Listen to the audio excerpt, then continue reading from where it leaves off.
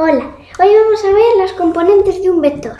Aquí tenemos nuestro vector y las componentes serían la componente X, esta, la flecha iría de este modo, y la componente Y que estaría aquí, y la flecha iría hacia arriba. También podemos trasladar la componente Y aquí, porque así estamos haciendo un triángulo rectángulo y nos va a servir para calcular varias cosas.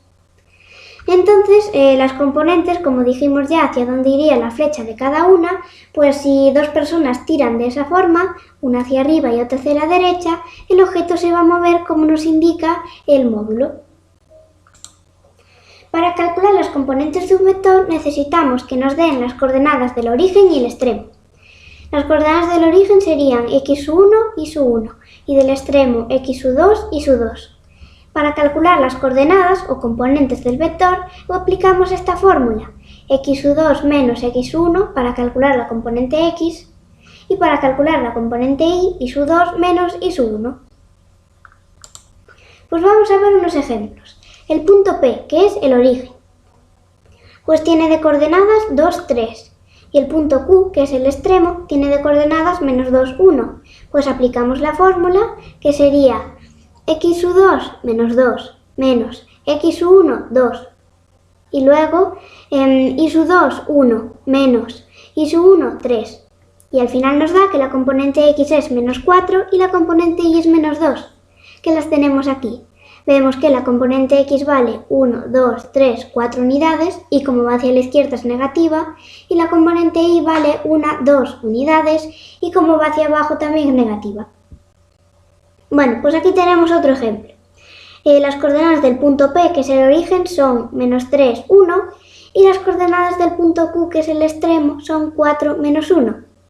Aplicamos la fórmula y al final nos da que la componente X es 7 y la componente Y menos 2.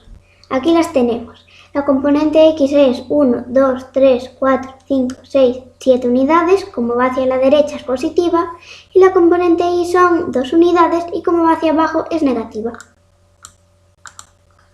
También podemos calcular las componentes de un vector si nos dan el módulo del vector y el ángulo que tiene con la componente X. Bueno, pues vamos a ver cómo.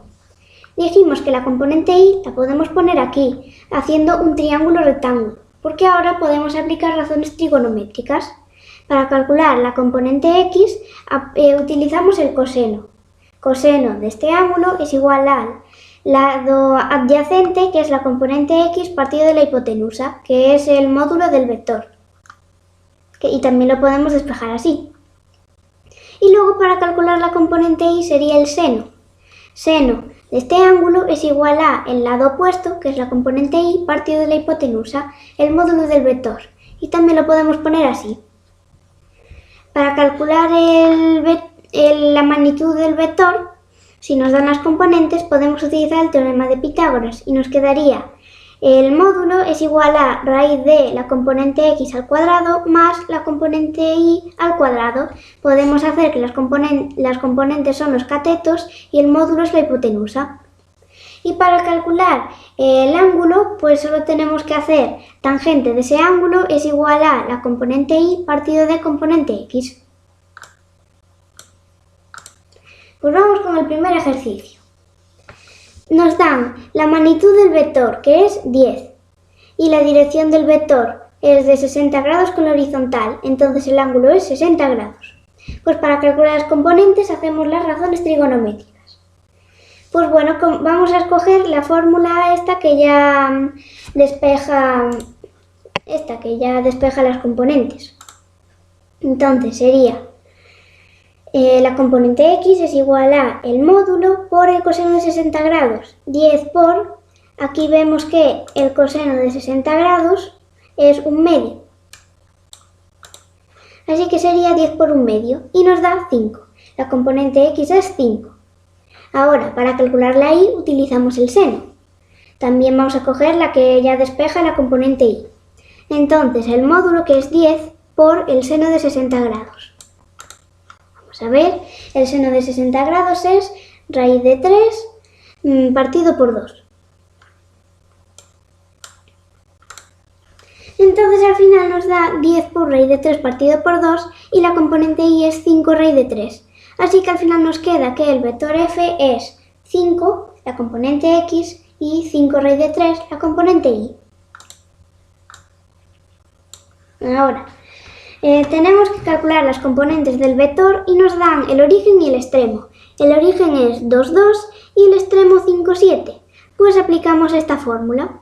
Sería x2, 5, menos x1, 2, y luego y2 es 7, y su menos y1 que es 2. Y al final nos da que la componente x es 3, como vemos aquí, y la componente y es 5. Vale, ahora nos dice que las componentes de un vector son 5 menos 2. Así que sabemos que la componente x es 5 y la componente y es menos 2. Tenemos que calcular las coordenadas de a, que es el origen, si se conoce el extremo, b, y tiene de coordenadas 12 y menos 3. Bueno, pues esto sería.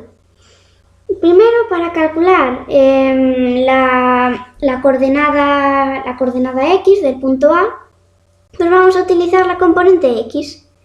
Como sabemos que la componente de x es 5, sería 5 es igual a 12, que es x2, menos x1. Y x1 ya es la coordenada x del punto A. Y al final sustituimos y nos da que es 7. Y para calcular la coordenada y del punto A, pues sería lo mismo, solo que utilizando la coordenada y.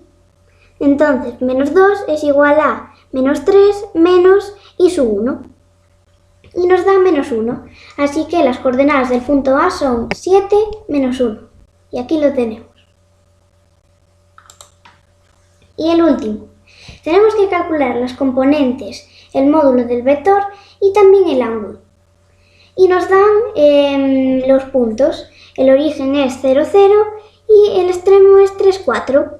Como el origen está en 0, 0, pues ya no necesitaríamos la fórmula porque solo son las componentes ya serían 3, 4.